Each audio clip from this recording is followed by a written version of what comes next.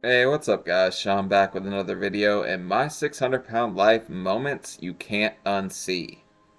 Now, I know there's things that I wish I could unsee from my own past, but people on the show, I feel like they really get a pretty raw deal because you're not exactly photogenic or anything when you're 600 pounds, or you're not exactly in your best moment where you want to be filmed, but I guess that's the purpose of the show, right? Show it all to you, give it to you raw and well, cut to hell, actually. There's no uncut there. They're cutting it up and making you look bad. But let's check out some moments you can't unsee. Killing you. That's killing you. That's killing you. Damn, that baby likes pizza. In today's video, we've compiled some of the most unbelievable moments from Season 4 of My 600 Pound Life. Before we get started though, leave a comment down below. Who was your favorite patient from My 600 Pound Life Season 4? Who was your guys' favorite? If I had to pick one, I like the catfish girl. Not because she did anything great, because it was a damn train wreck.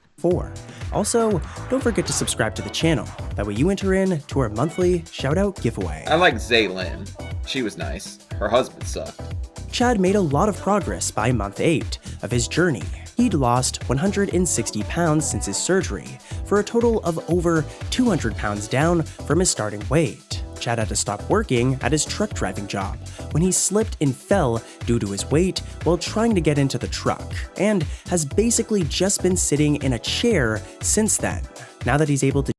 Yeah, so when you're that big, invest in shoes with really damn good traction, because you are not made to be doing no slip and slide, ice skating, none of that.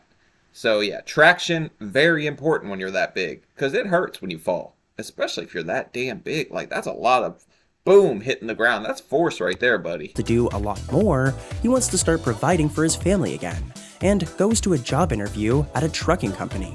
His biggest worry though is that he won't be able to climb up into the truck. Since he's been doing so well, we're all rooting for Chad at this point. But when the interviewer gets him to come check out the truck, it happens all over again. Chad can't make it up into the truck and leaves the interview feeling disappointed, but Okay, so climbing, not really a strong suit at 600 pounds either, because you're not really made to get to high, well, except for your blood pressure. I guess that sucker gets high as hell. But yeah, climbing up in things, not a good idea. Actually, when I was like 10, I climbed up in my grandfather's dump truck, and I touched my arm to the exhaust. I burnt off like half the skin, like right here was all just burnt off. It was bad. motivated to work harder at getting fit. He actually later gets a different job and decides it's best to leave trucking behind, since it was a major source of his weight gain in the first place. In my heart, I feel like I'm ready for it. Now it's just to see if my body says I'm ready. My biggest concern is being able to climb up into the truck. How you doing today, boss? Because the only reason I got out of the truck, I let my weight get way too much. I was up around 700 pounds. Goodness gracious. I've lost quite a bit of weight, and I need something that's more physical to get me doing things. If you want, take a look. Yeah, but I imagine trucking, you're stopping eating a lot of junk, not because there's not healthy options, it's because the other stuff tastes better. Arby's has got the meats, and so do you when you get up to 700 pounds. You need to lay off them, maybe hit more of the salads. But yeah, as far as trucking goes, I guess I could see that being tough, just getting up in the truck, because besides that, you're just rolling down the road. It ain't really that bad. I come from a family of truckers, so. Look at the equipment. We'll go out here and check it out. Yeah,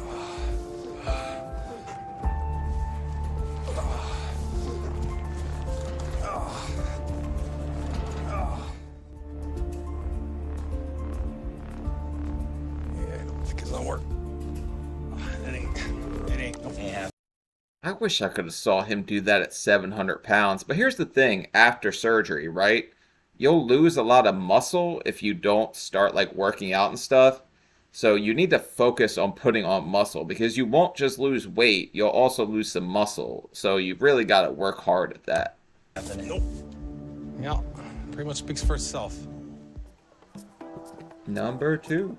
When June goes into her first appointment with Dr. Now, he's pretty concerned when looking through her chart. June has a history of some major medical issues. She's had a heart attack, a major stroke, and is taking 21 different medications. He decides it's too risky to let her off on her own, and admits her to the hospital, where she loses 54 pounds. When she's ready to leave the hospital, Dr. Now sets her a very low goal to prove him that she's still heading in the direction, and that goal was only 5 pounds in 1. Dr. Now said 5 pounds? Damn, he must have been in a good mood. You slip him one of those 21 pills? Because something had him on real good mood that day. That's nice for Dr. Now. I don't think he ever says that, because he knows you could take X-Lax and lose 5 pounds when you're like 700 or whatever. 1 month. Despite the super low goal though, June actually ends up gaining a whole 20 pounds back.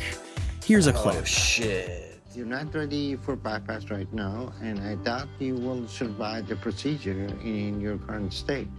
This is a time to start making change. All right. Okay, June, you gained 20 pounds. What happened? Fluid. I mean, you may think that this is water weight, but it's not. It's fat. You gained weight because you didn't stick with your diet and exercise. I have not done any. I'm gonna tell you the honest God truth. I did cheat. I had Chinese food one day, honestly.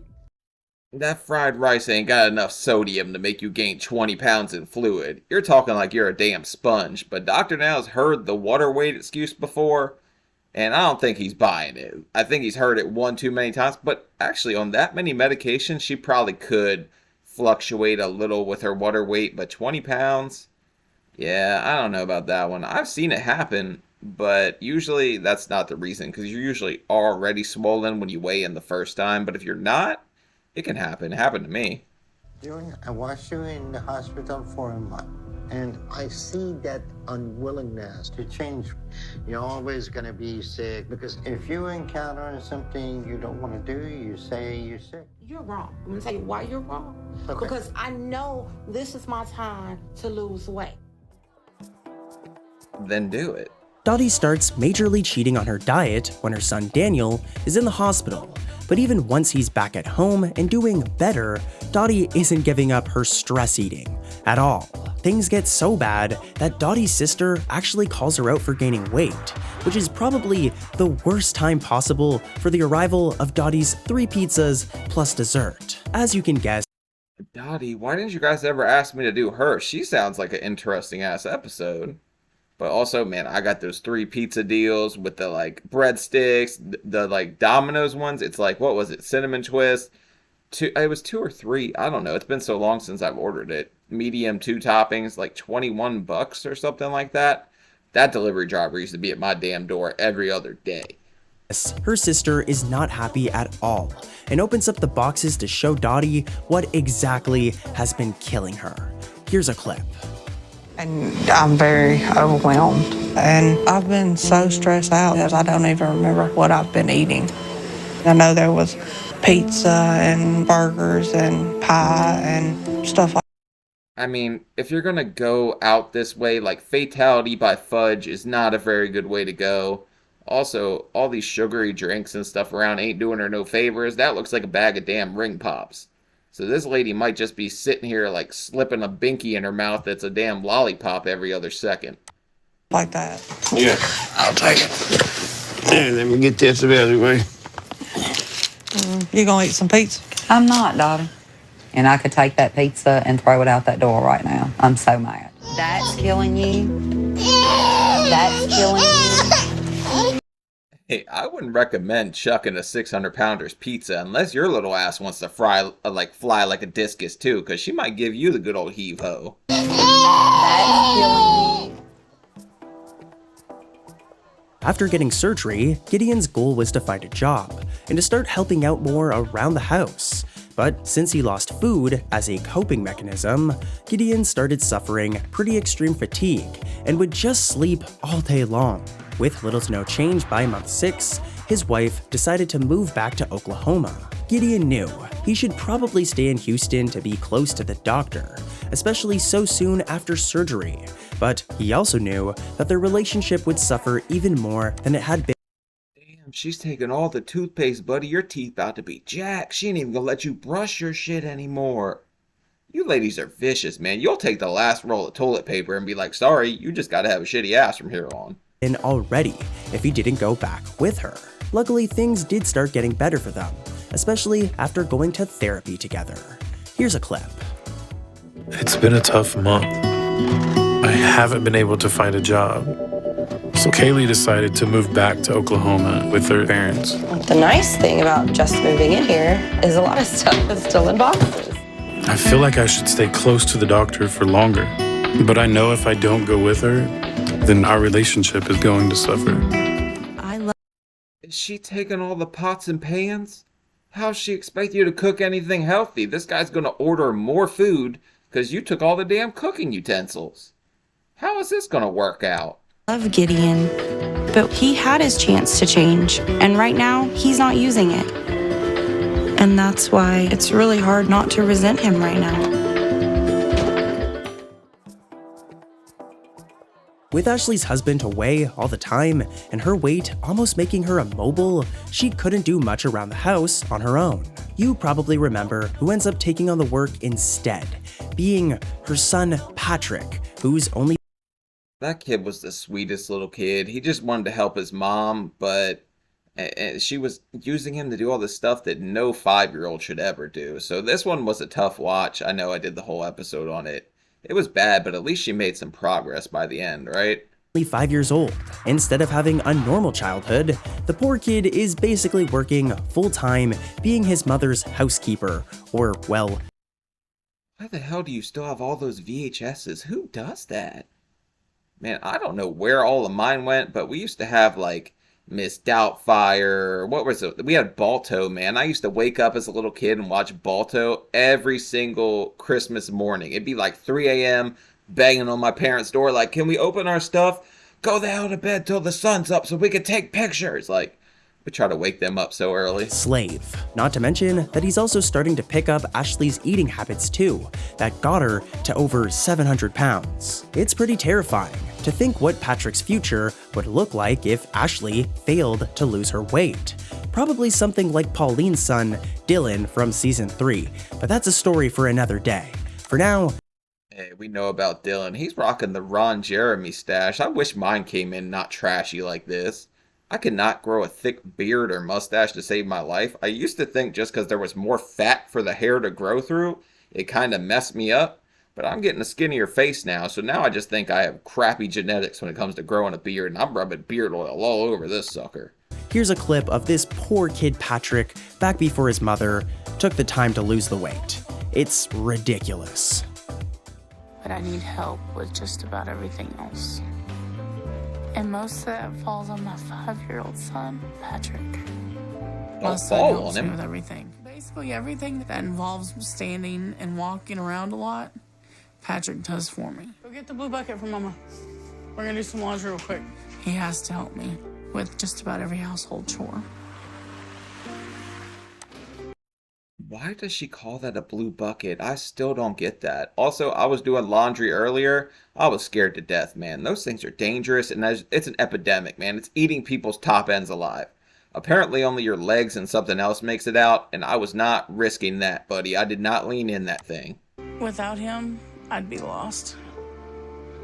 Because I just can't do it on my own.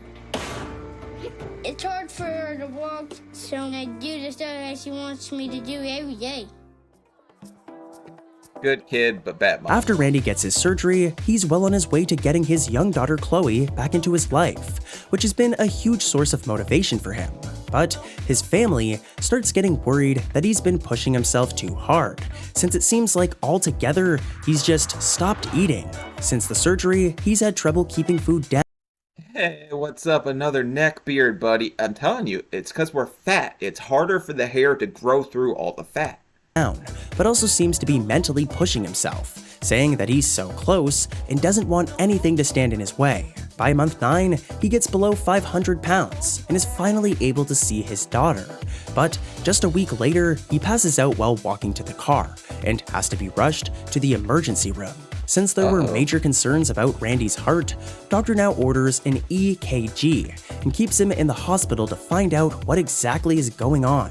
Doctor now soon finds out that Randy hasn't been eating or drinking enough, and okay, hydration after the surgery is the hardest thing, because you can't drink that much, so you're kind of going to be dizzy a lot, and it's really tough. I know I struggled with being dizzy like all the time, and it probably took me a good year before I felt like I could get enough fluids in that I wasn't just dizzy all the time. Also, hasn't been taking his vitamins. So he treats Randy for malnutrition and tells him to slow down on the weight loss and to start taking his health seriously.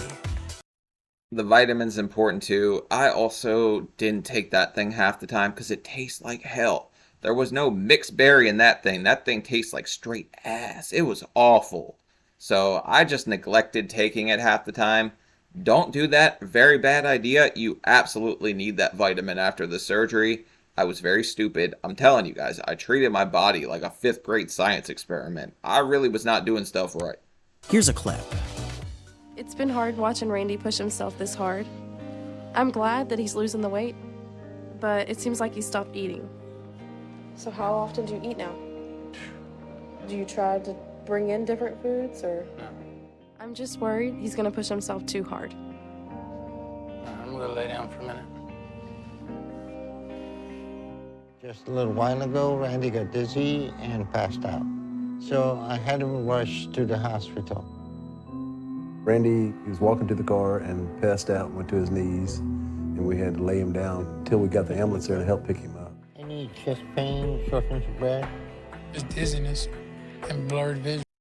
Now, I've never like fully passed out before, but my vision would start to like tunnel in and go black, black, black, and then I would only see black and I'd be holding onto the wall, but I never full on passed out and hit the floor. But that would happen to me a lot at first. Right now. When Lupe goes in for her follow-up appointment with Dr. Now, she has her husband Gilbert check the bathrooms to make sure she'll be able to use them. This has been a constant. Oh, buddy, I hate Gilbert, the 600-pound gynecologist. I don't like that guy at all. And you guys told me he ended up with another, like, big girl too. So I need to figure out what episode that is, because I need to watch that one. I was planning on filming the Erica one today. They just been, like, making it super hard to upload the full videos because TLC has decided they don't want to see fat people win, so they don't want me to make them. It's an issue for Lupe, since not all public bathrooms are built for people of her size. But since they're at Dr. Now's office, it shouldn't be a problem, as he specializes in people who are big. But unfortunately for Lupe, she ends up breaking the toilet and can't get up. Here's a clip. Just don't fit. There's no room in here to close the door, or help me. You would think the Chubb Castle would have giant toilets. Just saying, if you're like catering to 700 pounds, 800 pounds, all that, you're gonna have a big crapper, man. Like, that's a lot of booty coming down on that porcelain. And some people are gonna crack it. I was always shocked that I never broke that sucker and got like a dagger of porcelain in my booty. Help me. There you go. Make me up, please. Oh, baby, you're overthinking this. It's broken. I'm not gonna fall the damn thing. The chair broke? Yes. Let me get a nurse real quick. Can you give me a hand real quick? If you could help her push up. Casey's. Don't let me go, please. You gotta get in there, Gilbert, you little germ. But alright, that's some moments you can't unsee. I've seen some of them before, but at first, the whole trucker one and all that, it kind of just shows that, like, where you start and how far you can, like, progress yourself, and just lets you know that even during, like, the darkest night, there's always a brighter tomorrow coming if you work for it. If you don't work for it, you're gonna end up cracking porcelain, buddy, out here just getting stabbed in the booty by some friggin' toilets or whatever. But, alright, like, comment, subscribe. I'll see y'all later. Peace.